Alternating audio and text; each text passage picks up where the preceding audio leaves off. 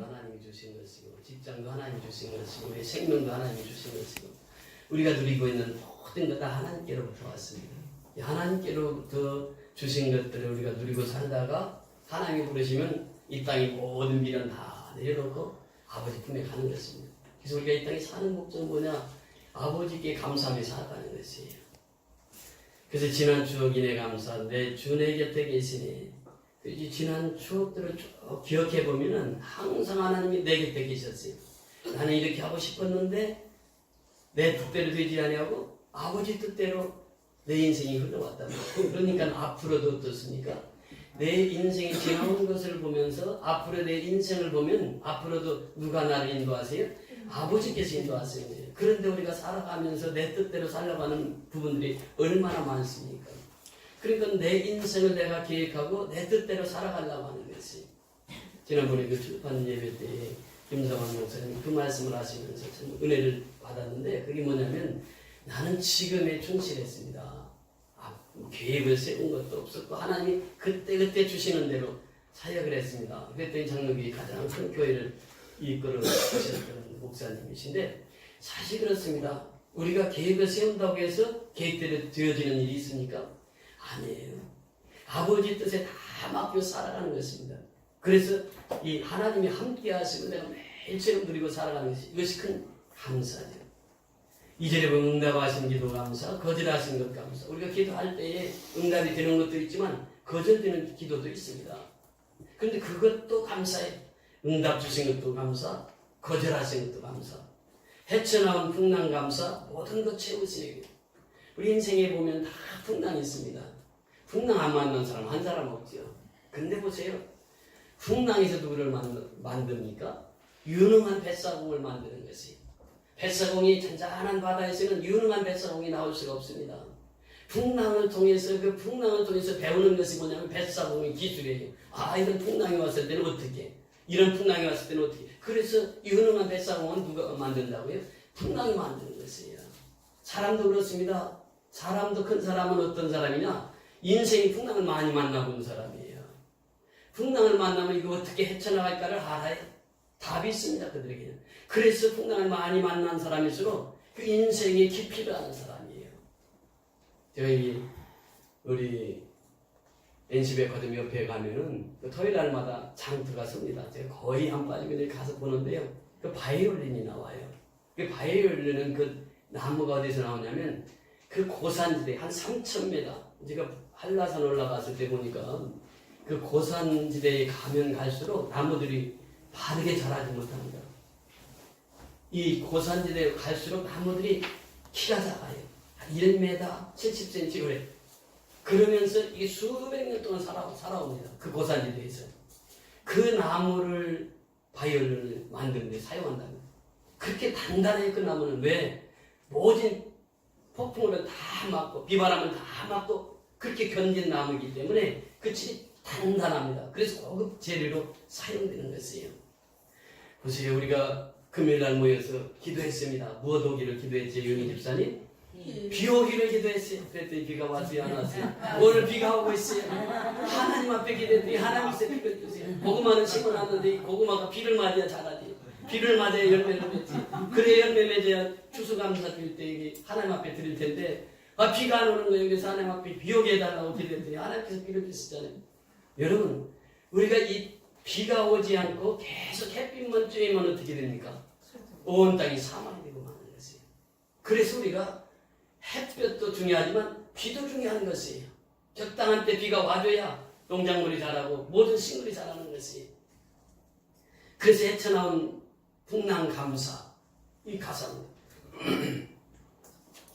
그러면서 사들이 오면 길가의 장미꽃 감사, 장미꽃 가시 감사. 5월은 무슨 계절이라고 그러죠? 장미의 계절이에요. 부천에 가면 그 장미꽃이 얼마나 아름다운지 몰라요. 그 장미꽃에는 반드시 뭐가 있다고요? 가시가 있어요. 가시가. 장미꽃 가시도 감사해요.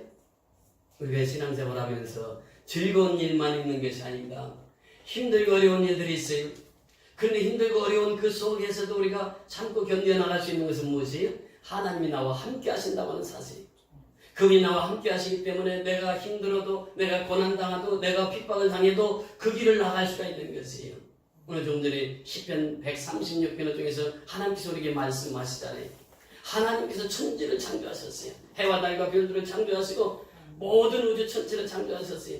그리고 하나님께서 말씀하십니다. 제가 봉독은 안 했습니다만 시편 136편 10절 이하에 보면은 이스라엘 백성들의 출애굽의 역사를 하나님께서 주관하시고, 또 이스라엘 백성들이 40년 방해사를 하나님께서 주관하시고, 그리고 적과 끓이는 가나안 땅 하나님 들어가게 하시고, 그리고 이 이방 왕들은 다 멸하게 하신 하나님 앞에 감사하라.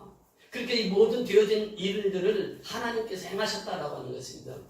여러분, 광야의 40년사, 광야 그 40년 훈련의 기간이 있었기에 이스라엘 백성들은 그 젖과 꿀이 흐르는 가나안 땅에 들어갈 수 있었단 말이죠. 그것도 다 들어가는 것이 아니에요. 누구만 들어갔습니까? 여호수아와 칼렙은. 그 훈련 잘 받아야 돼요, 우리가. 광야 훈련을 잘 받아야 젖과 꿀이 흐르는 가나안 땅에 들어갈 수 있다라고 하는 것입니다. 하나님께서 우리에게 이 땅에 빛을 주셨습니다. 그 빛을 예수 그리스도라 이렇게 표현합니다. 구약에서 보면 이 빛에 대해서 이렇게 말씀하십니다. 내 의를 빛같이 나타내시며 내 공의를 정의의 빛같이 하시리로다. 시편전을 통해서 이렇게 말씀하십니다. 빛 없이 캄캄한 데를 더듬게 하시며 취한 사람같이 비틀거리게 하시느니라. 욥기서 12장 25절에 보면 이렇게 말씀하십니다.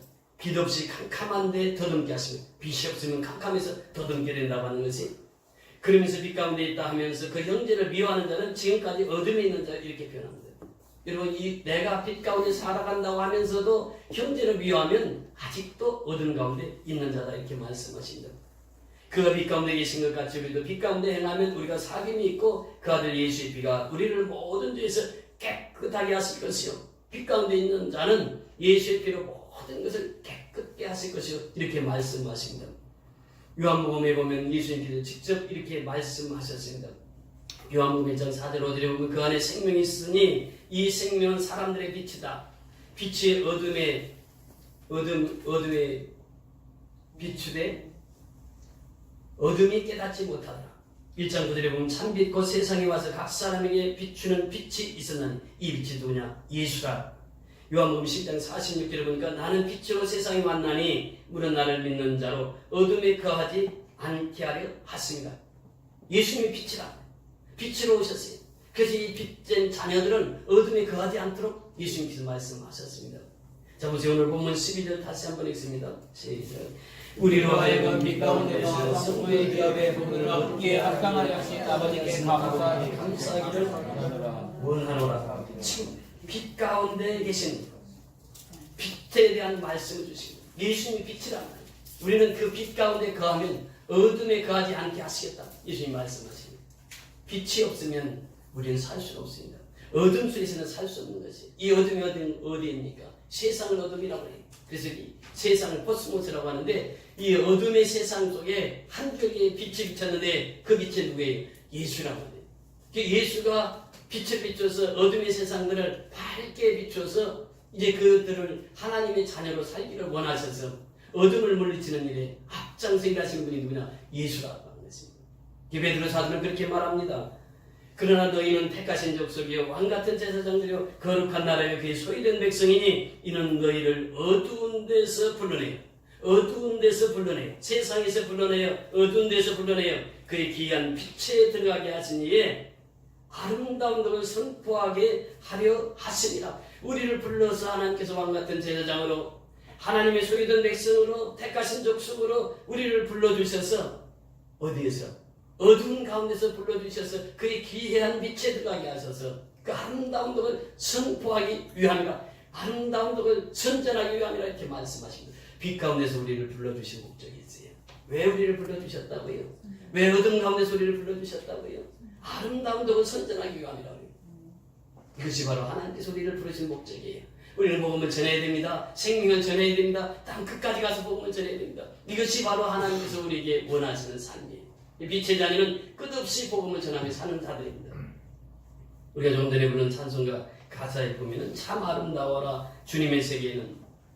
저는 이 찬송을 통해서 큰 은혜를 체험했는데 중기 선교할 때입니다. 벌써 한 15년 가까이 되는데 장백산맥을 넘어갑니다. 근데 그 이전에 예배를 주일날인데 4번을 드렸습니다. 새벽 예배 인도했지, 또 다른 교회 가서 예배 인도했지, 예배하고 인도하고. 그런데 4월 말경에 갔는데 예배를 드리고 점심을 먹고 나니까 눈이 한 30cm 쌓였어요. 그 예배 시간에 눈이. 그런데 장백산맥을 넘어가야 됩니다. 장로님은 아시겠지만 장백산맥은 강원도 대관령보다 한 3배는 높은 산이에요. 근데 그 산을 넘어가야 되는데 봉고 잔대 가지고 갑니다. 8명이 탑니다. 한국 사람 딱 2사람이고 중국 사람 7명 다 가는 거예요. 가는데 이 평지에 가다가 한 100여 미터 가더니 운전기사가 우리 못 간다. 다 내리라고 그러더라고요. 그래서 그래 거기서 기도하는 거예요. 하나님, 우리가 거기 지금 2교회를 더 가서 예배를 인도해야 되는데 지금 이 길이 막혀서 갈 수가 없습니다. 그러면서 부른 찬송이 있습니다. 어느 분이, 중국 분이 참 아름다워라, 이게 중국말로 찬송을 부르는 거예요. 그런데 보니까 우리 찬송도 똑같은 게 있어요. 참 아름다워라. 그래서 참 아름다워를 계속 부릅니다. 거기 산 넘어오는데 불과 뭐 3, 40분이면 올 길을 4시간을 거쳐서 오는데 계속 이 찬송 오다가 중간에 또 빠져가지고 이제 추운데 빠져서 제 신발도 빠졌어요. 양말도 빠졌고.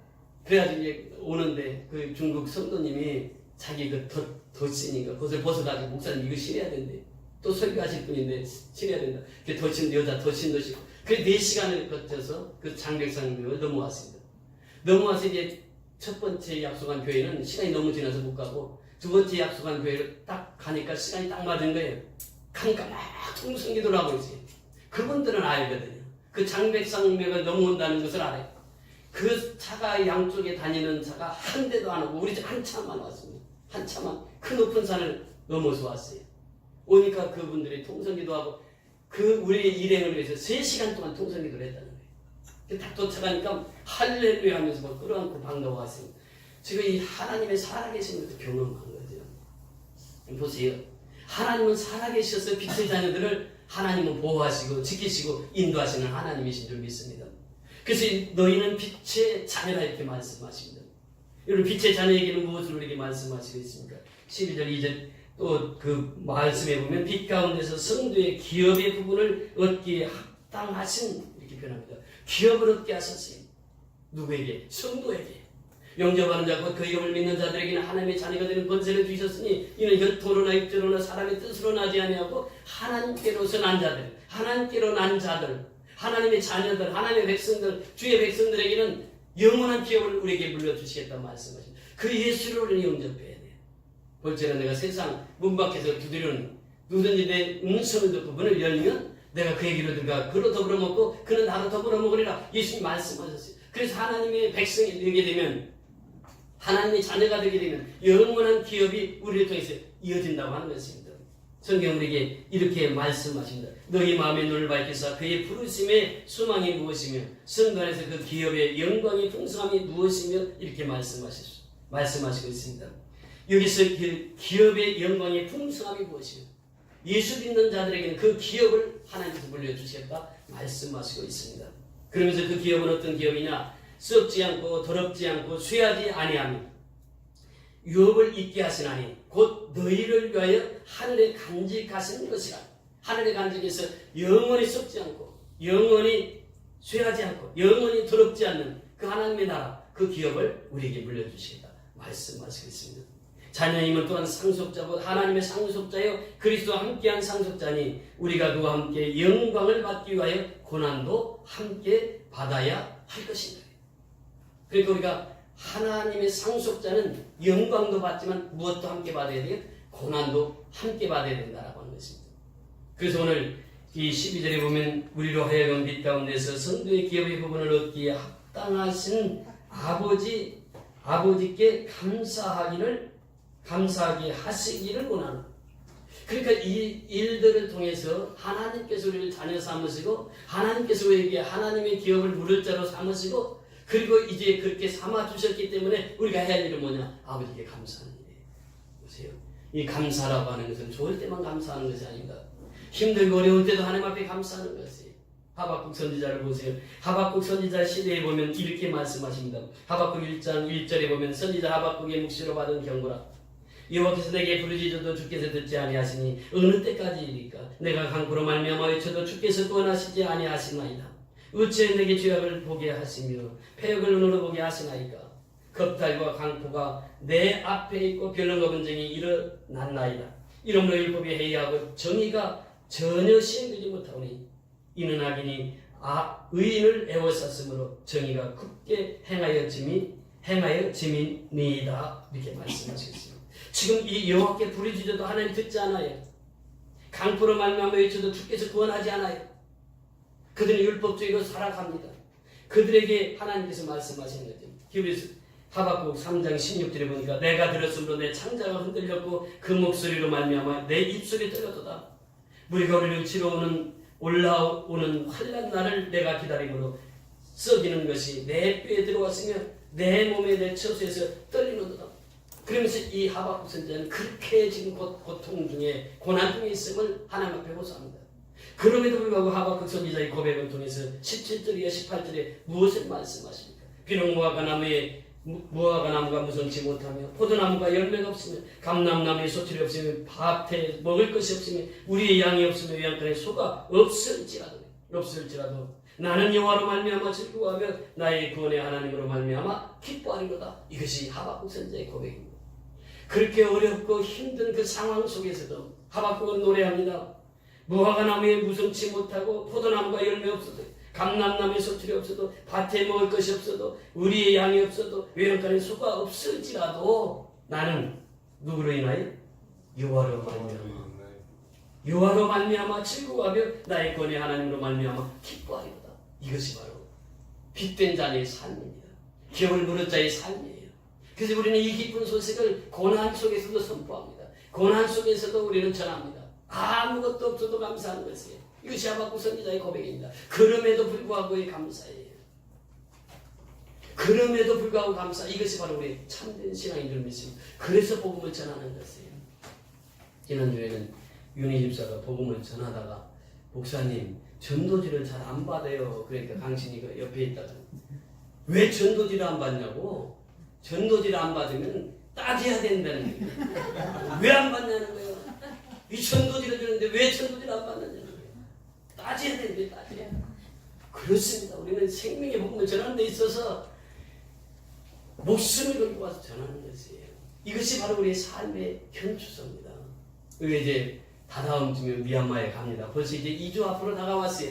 6월 2일부터 6월 6일까지 미얀마 선교를 갑니다. 이번에 가면 우리가 해야 할 일들을 쭉 리스트를 뽑아봤는데 가천 선교연합회 헌당 예배, 또 가천 선교연합회 우기철 다리 공사, 양곤 선교연합회 페인트 공사, 찬양기 500건, 양곤 가천 선교연합회 부흥회 만찬 사역 350인분, 또 경인옥가 만찬 사역 200인분, 쓰레기 줍기 사역, 성도 주택 신축 한 가정, 우물파기 사역 한 가정, 네 교회 학용품, 목기자 사례금, 또 세 교회 경인옥가 도순, 또 교회 관리비, 이렇게 또 쌀 나눔 사역, 이렇게 해서 이제 우리가 사역을 합니다. 여기 토탈 뽑아보니까 770만 원이에요.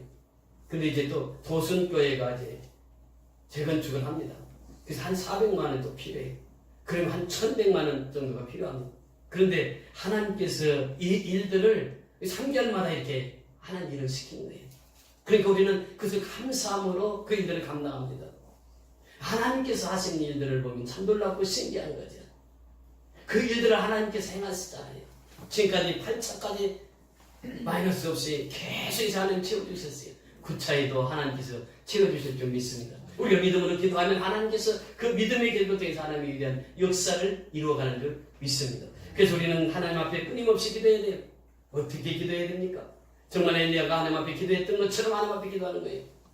열왕기상 18장 1절에 보면 엘리야를 하나님이 부르십니다. 부르셔서 하나님께서 말씀하세요. 3년 6개월 동안 비가 오지 않았는데 하나님께서 엘리야를 부르셔서 말씀하세요. 엘리야야, 엘리야야. 예, 내가 이 지면에 비를 내리리라. 3년 6개월 동안 오지 않던 비를 하나님께서 주시겠다고 하는 약속이에요.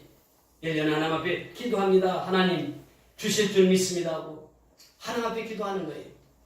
그래서 그는 기도할 때 그렇게 기도합니다. 열왕기상 18장에 보면 30절 이하 그렇게 말씀하십니다. 열왕기상 18장 30절 이하에 보면 이렇게 말씀하시겠습니다. 엘리야가 모든 백성을 향하여 이르되 내게로 가까이 오라. 백성이 다 그에게 가까이 가니 그가 무너진 여호와의 제단을 수축하되. 지금 바알 선지자, 아사랴 선지자들이 이제 그들의 신에게 구했지만 응답이 없습니다. 그래서 엘리야가 나와서 얘기합니다. 모든 백성을 향하여 이르되 내게로 가까이 오라. 지금 모든 백성은 불신자들 대부분이 불신자들이 초청하면 내게로 가까이 오라. 다 그에게 가까이 가면 그가 무너진 여호와의 제단을 수축하리. 이것이 첫 번째. 무너진 제단은 무엇입니까? 예배의 제단이 무너졌다고 하는 거예요. 우리가 이 시대에 살아가면서 예배의 제단이 무너지면 아무 일도 하나님 하시지 못합니다. 예배의 제단이 살아있어야 돼요. 내 예배 자리에 무너지면 하나님께서 그 사람을 들어 쓰고자 할더라도 그 사람 예배 자리에 있지 않는데 어떻게 그 사람을 들어 쓸 수 있습니까? 그러니까 여기서 무너진 제단을 수축한다고 하는 말은 내 자신을 비춰보는 것이에요. 내 자신은 예배가 지금 바르게 서 있는가? 하나님 앞에. 내 제단은 바르게 서 있는가? 하나님 앞에. 이것을 우리가 말씀하시고 있는 것입니다. 그러면 31절에 보면 야곱의 아들들이 지파의 수에 따라 엘리야가 돌 12개를 취하니 이 야곱은 옛적에 여호와의 말씀이 임하여 이르시기를 내 이름은 이스라엘이라 하리라 하신 자더라. 그가 여호와의 이름을 의지하여 그 돌로 제단을 쌓고 제단을 돌아가며 곡식종자 두세 알을 둘 만한 도랑을 만들고 또 나무를 버리고 소가지 각을 떠서 나무에 놓고 이르되 통 4채 물을 채우다가 번제물과 나무에 부으라 하고 또 이르시되 다시 그리하라 하여 다시 그러하니 또 이르되 세 번째로 그리하라 하여 세 번째로 그리하니 물이 다 제단으로 두루 흐르고 도랑에는 물이 가득 찼더라. 지금 이 상황입니다. 여기서 보면은요, 엘리야가 의지한 분이 있었습니다. 누구를 의지하였습니까? 하나님을 의지했습니다. 말씀을 의지했습니다. 1절에 주신 그 말씀, 내가 이 지면에 비를 내리겠다고 하는 그 약속의 말씀. 그리고 하나님을 의지하면서 이제 그 제단에 무너진 제단을 수축하고 이제는 거기에 땅을 파서 물을 붓고 그러면서 이제 하나님 앞에 기도하기 시작합니다. 36절에 보면 저녁 소재들을 데리러 선지자 엘리야가 나가서 말하되 아브라함과 이삭과 이스라엘의 하나님 여호와여 주께서 이스라엘 중에 하나님이신 것과 내가 주의 종인 것과 내가 주의 말씀대로 이 모든 일을 행하는 것을 오늘 알게 하옵소서. 이것이 기도의 제목입니다. 이것이 기도의 핵심이에요. 엘리야의 기도의 핵심은 바로 여기 있습니다. 아브라함의 하나님, 이삭의 하나님, 야곱의 하나님, 이스라엘의 하나님, 곧 나의 하나님. 오늘날 내가 주의 종이 된 것과 내가 주의 말씀대로 이 모든 일을 행하는 것을 모든 얘기 알게 하소서. 이것이 바로 엘리야의 기도였습니다. 오늘날도 역시 마찬가지입니다. 우리가 양곤 또 경일 녹화 가찬 도순교회 이 숨기는 것은 모든 사람들이 알게 하옵소서. 하나님이 어떻게 역사하시는가를 알게 하옵소서. 우리는 주의 종으로서 주의 사자로서 그 사역을 감당하고 있습니다. 지금 엘리야가 그렇게 간구합니다. 그러면서 엘리야가 37절에 내려가서 여호와여 내게 응답하소서. 내게 응답하소서. 이 백성에게 주 여호와는 하나님이신 것과 주는 그들의 마음을 돌이키게 하심을 알게 하옵소서 하시고 이 백성이 하나님을 알게 하옵소서. 그래서 기적을 달라고 하는 거예요. 하나님을 알게 하옵소서. 이 백성이 하나님께 돌아오게 하소서. 그래서 기도하는 것이에요. 우리의 기도의 제목은 그렇습니다. 우리는 말씀에 의지해서 하나님 앞에 기도할 때 그 말씀대로 하나님께서 응답을 주시는 줄 믿습니다. 두 번째는 하나님께 돌아와야 하나님께서는 우리를 통해서 일하시는 하나님이세요. 그래서 엘리야는 그렇게 기도했습니다. 내게 응답하소서. 내게 응답하소서. 여호와께 돌이키게 하소서. 이 백성이 하나님께 돌이키게 하소서. 돌이키면 살아요. 돌아오면 삽니다. 당자도 돌아오니까 살았어요. 돌아오지 않으면 죽습니다. 그러니까 하나님께 돌아오는 자는 살아요. 엘리야를 통해서 하나님께서 그 비전을 주십니다. 그래서 이 엘리야를 통해서 그 응답이 불의 응답이 임합니다. 그리고 불이 내려와서 그 엘리야의 제단을 다 불사를 때에 이방인들이 하는 말 고백해. 이방인들이 고백을 보세요. 그들은 그렇게 고백합니다. 모든 백성이 보고 엎드려 말하되 여호와 그는 하나님이시로다. 여호와 그는 하나님이시로다. 이 기적의 역사를 통해서 모든 백성이 고백합니다. 불신자들이 고백합니다. 여호와 그는 하나님이십니다. 여호와 그는 하나님이십니다. 하나님이 이 일을 행하셨습니다. 그것입니다. 그래서 엘리야가 그리 시내가에서 팔로 오시니 아세라 선지자 바알 선지자 다 죽이고 그러고 나서 하나님 앞에 기도하면서 이제 큰 비 내리기를 간절히 기도합니다. 기도할 때 엘리야는 그렇게 기도합니다. 41절에 보니까 엘리야가 아합에게 이르되 올라가서 먹고 마시소서. 큰 비소리가 있나이다. 아합이 먹고 마시러 올라가니라. 엘리야가 갈멜산 꼭대기에 올라가서 땅에 꿇어 엎드려 그의 얼굴을 무릎 사이에 넣고 이것이 엘리야의 기도였습니다. 엘리야는 간절히 하나님 앞에 부르짖습니다. 하나님, 이제는 하나님께서 큰 비 주실 줄 믿습니다. 그런데 엘리야는 그 무릎을 꿇고 얼굴을 그 무릎 사이에 놓고 하나님 앞에 기도합니다. 간절히 기도합니다. 우리가 기도할 때도 바로 이런 기도가 필요합니다. 우리가 이제 미얀마 선교를 2주 앞두고 있습니다. 우리가 기도해야 됩니다. 기도 없이는 그 선교가 하나님의 은혜 가운데 진행될 수 없어요. 이 엘리야처럼 간절한 마음으로 하나님 앞에 기도해야 됩니다. 그러면서 하나님께 기도하면서 사원들을 보냅니다. 갈멜산으로. 첫 번째 갔다 왔던 사원이 얘기합니다. 아무것도 없습니다. 징조가 하나도 안 보입니다. 7번째까지 보냅니다. 그랬더니 손바닥만한 작은 구름이 보이나이다. 그때 엘리야는 확신을 가지고 얘기합니다. 아버지에게 말하라. 그러면서 큰 비가 내려오니 준비하라고. 그리고 나서 큰 비가 내려옵니다. 3년 6개월 동안 오지 않던 비가 쏟아집니다. 이것이 바로 엘리야의 믿음의 기도였습니다.